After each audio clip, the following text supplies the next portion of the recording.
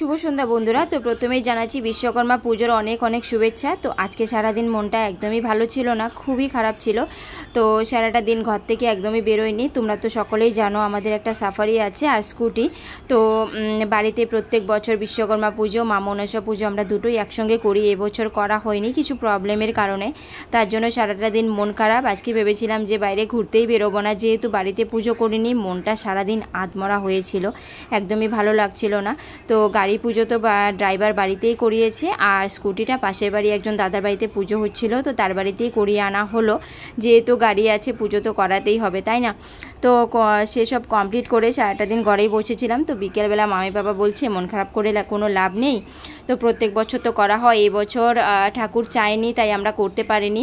তো চলো একটু ঘুরে ফিরে আসি, মনটা ভালো হবে। তো আমরা দেখো একটু ঘুরতে বেরিয়ে পড়েছি বিকালবেলা। আমার মুখটা দেখে তোমরা বুঝতেই পারছো, মুখে কোনো হাসি নেই, একদমই ভালো লাগছিল না, মানে মামের জন্যই বের হওয়া হয়েছিল।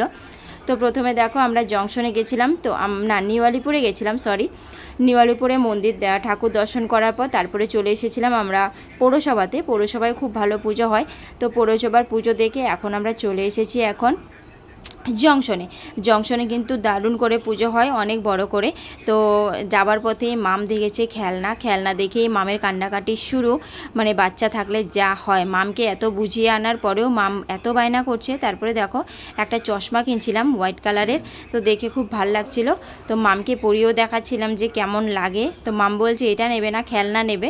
তো অনেক বোঝানোর পর ফাইনালি মামের জন্য এই চশমাটা নেওয়া হলো। পড়তেই চাচ্ছিল না, বলে না এটা আমার ভালো লাগছে না, আমাকে অন্য কিছু দিয়ে দাও। তো অনেক বুঝিয়ে শুনিয়ে এই যে এটা নেওয়া হলাম। দেখো মামকে কেমন লাগছে অবশ্যই কমেন্ট করে জানিও। আমার তো দেখতে ভালোই লাগছিল। তো ফাইনালি চশমাটা নেওয়া হলো, নিয়ে এখন আমরা মানে ঠাকুর দেখার উদ্দেশ্যে বেরিয়ে পড়েছি। তো দেখতেই পাচ্ছ ভিড়ের পরিমাণটা, আর এখন বাজে 7টার মতো। তো এখনই এত ভিড়, পরে তো আরও হবেই, এইসবে মাত্র লোকজন আসা শুরু হয়েছে। আর পুজো মণ্ডপটাও কিন্তু খুব সুন্দর করে সাজিয়েছিল, তোমরা দেখতেই পারছো। আর ভিতরে যাচ্ছি না, সবাই সেলফি তোলাতে ব্যস্ত। তো আমরাও দু একটা ফটো তুলে নিলাম। তারপরে এদিকে চলে এসেছি জংশনের যে মেন রেলওয়ে স্টেশন, সেখানেও কিন্তু পুজো হচ্ছে বড় করে। জংশনে যে কত জায়গায় পুজো হচ্ছে তোমাদের বলে বোঝাতে পারবো না, ছোট বড় অনেক জায়গাতে পুজো হচ্ছে। যেদিকেই যাচ্ছি ওদিকে, এটাও কিন্তু জংশনেরই একটা জায়গা। তো দেখো পিছনে রেল রয়েছে, তো সেই নিয়ে থিম দিয়ে একটা পুজো করেছে। তো এখানেও কিছু ফটো তুলে তারপরে আমরা ফাইনালি বাড়ির উদ্দেশ্যে যাচ্ছিলাম। তারপরে যেটা দেখালেই তোমাদের একদমই না হয়, এখানে প্রচুর ভিড়, মেলার মতো জমে গেছে।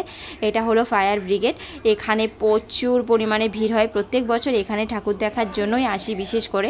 তো মামে পাপাই দেখো গাড়িটা সাইড করে রাখছে, তো আমরা একটু মন্দিরের ভিতরে চলে গেলাম। তো পাশেই খিচুড়ি দিচ্ছিল, আর যেহেতু বাড়ি থেকে খাওয়া দাওয়া করে এসেছিলাম, আজকে আর কোনো কিছুই খাবো না, আর নিরামিষের জন্য বাইরের কোনো খাবার দাবারও আমরা খাচ্ছি না। তো মা বাবা একটু খিচুড়ি খেয়ে নিল, আর আমি চলে গেছি ঠাকুর দেখতে। এখন দেখো ভিড়ের পরিমাণটা, প্রচুর পরিমাণে ভিড়। আর এই যে উপরে লেখাই আছে আলিপুরদুয়ার ফায়ার ব্রিগেড। তো এখানে ঠাকুর দেখার পর আমরা বাড়ির উদ্দেশ্যে রওনা দিলাম। তো আজকের ব্লগটা এইটুকুই, ভালো লাগলে লাইক কমেন্ট করে দিও। নেক্সট ব্লগে দেখা হচ্ছে তোমাদের সঙ্গে, টাটা।